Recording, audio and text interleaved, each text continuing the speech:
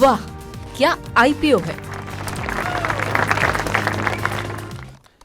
सबसे पहले सर एक लिस्टिंग जो हुई है वो है पिक्चर्स वाली जो कंपनी है सर, जो कंटेंट बनाती है, सनशाइन पिक्चर्स। इसकी लिस्टिंग अच्छी हुई है, लेकिन उतनी अच्छी नहीं हुई जितना ग्रे मार्केट मान के चल रहा था, या फिर जीएमपी के हिसाब से जिस तरह की पिक्चर दिख रही थी।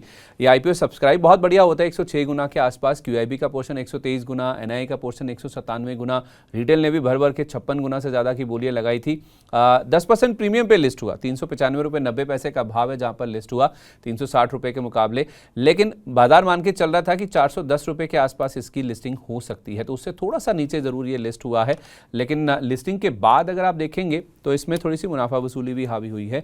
395.90 पर लिस्ट हुआ और वहीं पे टॉप बन गया, और उसके बाद अभी देखिए 6% नीचे वहां से ट्रेड करता हुआ दिख रहा है। इशू प्राइस से अभी भी करीब 3% ऊपर है, 370 के आसपास का प्राइस है, लेकिन हाई लेवल से फिजल आउट हो गया। सर वैसी लिस्टिंग हुई नहीं जैसी उम्मीद थी, और बाद में टेक भी नहीं पा रहा है, क्या करना चाहिए इसमें?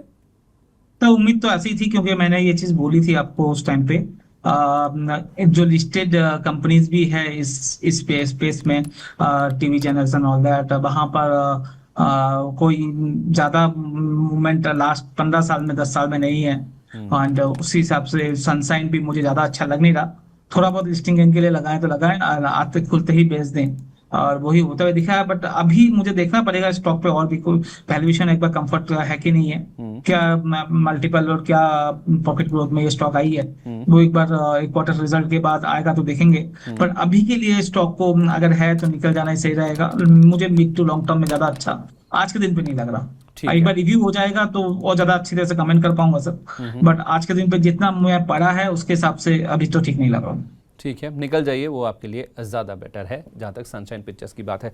संकेश ज्वेलर्स की बात करें सर, तो ये लिस्टिंग की ज़्यादा उम्मीद नहीं थी बढ़िया, लेकिन उम्मीद से बढ़िया लिस्टिंग हो गई, यानी कि जैसा अनुमान था उससे ज़्यादा प्राइस पर लिस्ट हुआ। एनएसई पर ये 103 रुपये 30 पैसे के भाव पर लिस्ट हुआ, 11% के आसपास का प्रीमियम है। 93 रुपये वाला ये 103.30 पे लिस्ट हुआ, जबकि ग्रे मार्केट मान के चल रहा था 96 के आसपास लिस्टिंग होगी। कुछ खास रिस्पॉन्स नहीं मिला था, 3 गुना के आसपास ये सब्सक्राइब हुआ था। एनआई का पोर्शन अच्छा भरा था, जो कि लिस्टिंग गेन के लिए अप्लाई करते हैं, तो उनके लिए अच्छी बात है कि 11% पैसा इनका 3 दिन में 4 दिन में ही बनता हुआ दिखा है। अब संकेश सर 103 रुपये 30 पैसे पर लिस्ट हुआ, और उसके बाद आप देखेंगे तो इसमें हमने 111 रुपये तक का हाई भी लगता हुआ दिखा है। तो ये बेटर लिस्टिंग होगी सर, ज़्यादा उम्मीदें थी नहीं, और बढ़िया लिस्टिंग होगी। अब क्या करें इसमें? मेरे हिसाब से अभी तो बने रहिए स्टॉक पे, आप अपने हिसाब से स्टॉप लॉस लगा लीजिए। अगर आपको मिला है तो आपके कॉस्ट में लगा लीजिएगा। स्टॉक ठीक लग रहा है मुझे मिड टू 10-15 दिन, 1-2-3 महीने के हिसाब से, क्योंकि ज्वेलरी सेक्टर में आउट परफॉर्मेंस है। अपने ललिता की भी याद हो, हमने बात की थी इस बार सेम चीज। सेम सस्ते वैल्यूएशन में स्टॉक आ रहा है, जिस तरह से गोल्ड का भाव भी बढ़ा है। एक बार के लिए मुझे लगता है 1-2 क्वार्टर इनका प्रॉफिट अच्छा रहेगा। तो अभी तो बने रहने का ही सलाह रहेगा, बट स्टॉप लॉस जरूर आईपीओ प्राइस के टाइम जगह पे जरूर लगा लें। उसके नीचे अगर ट्रेड करने लगे तो निकल जाएंगे। मतलब 93 के आसपास का स्टॉप लॉस रख लें, 90-93 के अंदर आसपास स्टॉप लॉस लगा लीजिए। अगर वो टूटता है, आईपीओ प्राइस से नीचे जा रहा है तो निकलना है। उसके ऊपर जब तक है हम इसको 1-2 महीना देखेंगे, इसको होल्ड करेंगे, क्योंकि ज्यादा पैसा तो बन नहीं रहा, तो ज्यादा लॉस नहीं होगा। तो आप इसको एक काम कीजिए, आप स्टॉप लॉस आईपीओ के नीचे, प्राइस के नीचे लगा लीजिए और होल्ड कीजिए इसको। बिल्कुल, आईपीओ प्राइस उसके नीचे चला जाए तो फिर वो आपके लिए एक बड़ा इंडिकेटर होगा, इसमें से निकल जाइए, बने रहिए, हो सकता है इसमें आप मूव और कंटिन्यू होता हुआ दिखे। ऑगमोंट एंटरप्राइजेज सर, इसका आज आखिरी दिन है, दूसरे दिन तक देखें तो अच्छा रिस्पांस है, 14.5 गुना के आसपास ऑलरेडी ये भर चुका है। ग्रे मार्केट मान के चल रहा है कि सर ये 788 वाला अगर हायर बैंड पे बुक बनती है तो 1108 रुपये पर 40% से ज़्यादा के प्रीमियम पर लिस्ट हो सकता है। आपकी क्या उम्मीद है? सर इस कंपनी में मैंने ज्यादा ट्रैक किया नहीं है, तो मैं ज्यादा बोल नहीं पाऊंगा। शायद मैंने कल भी मना किया था, एंड इसको मैंने पढ़ा नहीं है सर, सही बताऊं। कल आप कह रहे थे कि लिस्टिंग गेन के लिए पैसा लगा सकते हैं इसमें? हाँ, वो नॉर्मल के हिसाब से, मतलब अभी तक, मतलब उसके बाद ऐसा कुछ बड़ा कुछ नहीं पड़ा है मैंने, तो बोलना मुश्किल होगा। लिस्टिंग गेन के हिसाब से आप अगर देखो तो देख लो, क्योंकि 40% आप बता रहे हो, मुझे लगता है 15-20% तो हो जाना चाहिए।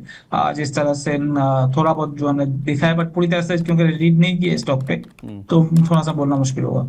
ठीक है, 3 आईपीओ और हैं सर जिनका दूसरा दिन है, जो कल खुले थे, और तीनों आईपीओ को देखेंगे तो ठीक ठाक रिस्पांस मिला है। स्काईवेज एयर सर्विसेज ये पहले दिन पूरा भर चुका है, 1 गुना से ज़्यादा की बोलियां आ चुकी हैं।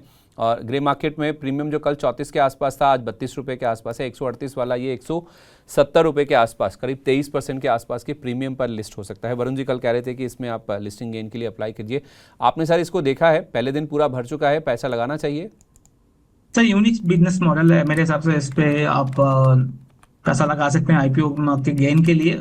बाकी एक बार पूरी तरह से पढ़ के उसको आगे बात करेंगे, बट मुझे लगता है यहाँ पर आपको अच्छा मुनाफा मिल सकता है। ठीक है, बिजनेस मॉडल यूनिक है, पैसा आप लिस्टिंग गेन के लिए लगा सकते हैं। दूसरा नाम है सर हाईटेक इंजीनियर्स। इंजीनियरिंग जहाँ भी नाम लग जाता है ना, वहाँ तो ज़बरदस्त मूव देखने को मिलता है। और आप देखिए इसके सब्सक्रिप्शन दिखाइए, पहले दिन के नंबर्स ये साबित कर भी रहे हैं। एक तो छोटा टिकट साइज है क्योंकि 50 से 53 रुपये का प्राइस है। पहले दिन सर 7.5 गुना सब्सक्राइब हुआ है। QIBs तो नहीं, लेकिन NII और रिटेल में काफ़ी ज़्यादा उत्साह है इस IPO को लेकर। ग्रे मार्केट कह रहा है कि 55% से ज़्यादा प्रीमियम पर ये लिस्टिंग हो सकती है। 30 रुपये पर, 53 वाला 83 रुपये पर जाकर लिस्ट हो सकता है। आपका क्या व्यू है? जी सर, हो सकता है यहाँ पर, क्योंकि एक तो छोटी टिकट साइज है तो इसमें डिमांड थोड़ा ज्यादा रह सकता है, और कंपनी भी ठीक ठाक है, वैल्यूएशन ठीक है, कंफर्ट जोन में है। तो मेरे हिसाब से इस पे भी आईपीओ पे लगाना चाहिए पैसा। IPO के लिए, लंबी अवधि के लिए नहीं? नहीं, लंबी अवधि का सर एक बार 1-2 क्वार्टर रिजल्ट आने के बाद ही बात करेंगे। तो ज्यादातर कंपनीज में क्या होता है, आईपीओ में आने से पहले रिजल्ट्स में थोड़ा सा प्रॉफिट ज्यादा कम हो जाता है, तो एक बार वो रिव्यू करना होता है नेक्स्ट क्वार्टर के रिजल्ट के बाद, उसके बाद लंबी अवधि की बात करेंगे। ठीक है, तो लिस्टिंग गेन के लिए आप चाहें तो हाईटेक इंजीनियर्स में पैसा लगा सकते हैं। इसके अलावा सर जो आखिरी नाम जिसका दूसरा दिन है आज, वो है सिम्बायोटिक फार्मा लैब का। पहले दिन देखें तो ये भी ऑलमोस्ट पूरा एक टाइम हो चुका है, और ग्रे मार्केट में इस IPO को लेकर भी काफ़ी उत्साह है। हालांकि सब्सक्रिप्शन में वो ऐसा नहीं दिखा है पहले दिन। ग्रे मार्केट कह रहा है कि 988 रुपये हायर प्राइस बैंड पर अगर बुक बनती है तो ये 365 रुपये ऊपर 1353 रुपये पर करीब 37% के प्रीमियम पर लिस्ट हो सकता है। जरा इस कंपनी के बारे में बताइए सर, इतना उत्साह क्यों है ग्रे मार्केट में? उत्साह क्यों है? अभी तो आईपीओ में सारे कंपनीज में सर उत्साह है, अभी देख रहे हैं। इससे लिक्विडिटी होल्डर मार्केट में कम हो रहा है। जिस हिसाब से रोज वापिस आईपीओ का बारिश स्टार्ट हो गई है पिछले 1-1.5 महीने से।